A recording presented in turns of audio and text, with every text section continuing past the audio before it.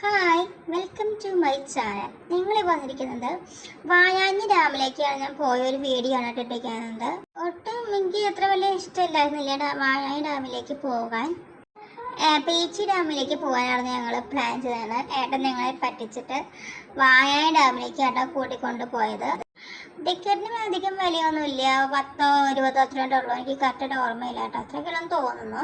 ഉള്ളിലേക്ക് കയറിയപ്പോൾ ഞാൻ പ്രതീക്ഷിച്ച എനിക്ക് അത്ര തോന്നിയിട്ടൊന്നുമില്ല. എനിക്ക് അത്ര ഇഷ്ടപ്പെടണമെന്നുണ്ടായിരുന്നില്ല കേട്ടോ. വലിയ സംഭവങ്ങളൊന്നും ഉണ്ടായിരുന്നില്ല. പിന്നെ നിങ്ങൾ ഈ പറഞ്ഞ മാതിരി അഡ്ജസ്റ്റ് ചെയ്തു മാത്രം. വെള്ളങ്ങളൊന്നും അങ്ങനെ അത്ര വലിയ ഇതെല്ലാം എനിക്ക് തോന്നിയില്ല. ഇങ്ങനെ ഡാം പോലെ ഒന്നും തോന്നിയില്ല. എനിക്ക് വെറുതെ പുഴ പോലെ ഉരുകി നടക്കുന്ന കുറച്ച് വെള്ളങ്ങൾ മാത്രമേ എനിക്ക് അവിടെ പോയപ്പോൾ കാണാൻ സാധിച്ചുള്ളൂ കേട്ടോ. എനിക്ക് അത്ര വലിയ ഇഷ്ടപ്പെട്ടില്ല. എൻ്റെ അഭിപ്രായത്തിൽ എനിക്ക് അത്ര വലിയ വായാഞ്ഞി ഡാം വലിയ സംഭവമായിട്ടൊന്നും എനിക്ക് തോന്നിയില്ല. എല്ലാവർക്കും അങ്ങനെ ആയിക്കോണമെന്നില്ല. എനിക്ക് അത്ര ഫീലൊന്നും തോന്നിയില്ല. പിന്നെ നല്ല വെയിലായിരുന്നു. ഉച്ച നേരക്ക് ഒരു കാലത്ത് നേരം 10 മണിയൊക്കെ ആയിട്ടുണ്ടാവും. ആ നേരത്തേക്ക് നല്ല വെയിലായിരുന്നു കേട്ടോ. അവിടെ നടക്കാൻ പോലും പറ്റും. ഞങ്ങളാണെങ്കിൽ കുടയൊന്നും കൈ പിടിച്ചില്ല. കുട തൊപ്പിയൊന്നും കൈ പിടിക്കാൻ പറ്റിയില്ല. വണ്ടിയിലുണ്ടായിരുന്നു, പക്ഷെ ഞങ്ങൾ എടുക്കാൻ മറന്നു.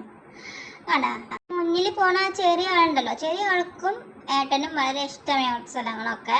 പക്ഷെ എനിക്കും മോൾക്കും തീരെ ഇഷ്ടപ്പെട്ടിട്ടുണ്ടായിരുന്നില്ല കേട്ടോ. പിന്നെ കുട്ടികളുടെ പാർക്കൊക്കെ ഉണ്ടായിരുന്നു അവിടെ.